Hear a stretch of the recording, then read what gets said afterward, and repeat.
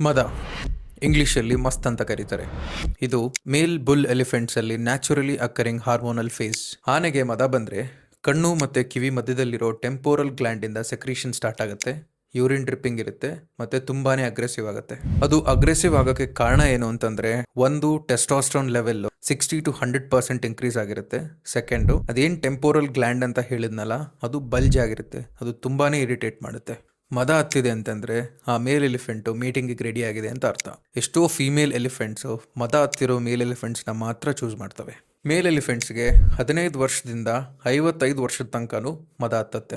ಒಂದ್ಸತಿ ಮದ ಹತ್ತಿದ್ರೆ 3 months ವರೆಗೂ ಮದ ಇರುತ್ತೆ. ಕರ್ನಾಟಕಕ್ಕೆ ಬಂದ್ರೆ ನಮ್ಮಲ್ಲಿ ತುಂಬಾ ಎಲಿಫೆಂಟ್ಸ್ ಕ್ಯಾಪ್ಟಿವಿಟಿಲಿ ಇದಾವೆ. ಕ್ಯಾಂಪ್ಸ್ ಆಗಿರ್ಬೋದು, ಆಪರೇಷನ್ಸ್ ಆಗಿರ್ಬೋದು. ಯಾವುದೇ ಆನೆಗೆ ಮದ ಹತ್ತಿದೆ ಅಂತಂದ್ರೆ ತುಂಬಾನೇ ಕೇರ್ಫುಲ್ ಆಗಿರಬೇಕು. ಅದಕ್ಕೆ ತುಂಬಾ ಐಸೋಲೇಷನ್ ಅಂಡ್ ಸ್ಪೇಸ್ ಕೊಡಬೇಕು. ಫ್ರೆಶ್ ವಾಟರ್ ಅಬಂಡೆಂಟ್ ಆಗಿ ಕೊಡಬೇಕು. ಡೈಟರಿ ರೆಸ್ಟ್ರಿಕ್ಷನ್ಸ್ ಇರುತ್ತೆ, ಅದನ್ನ ಮೇಂಟೈನ್ ಮಾಡಬೇಕು. ಒಂದು ಮೇಲ್ ಎಲಿಫೆಂಟ್ ಮದದಲ್ಲಿದೆ ಅಂತಂದ್ರೆ it's always focusing on A meet.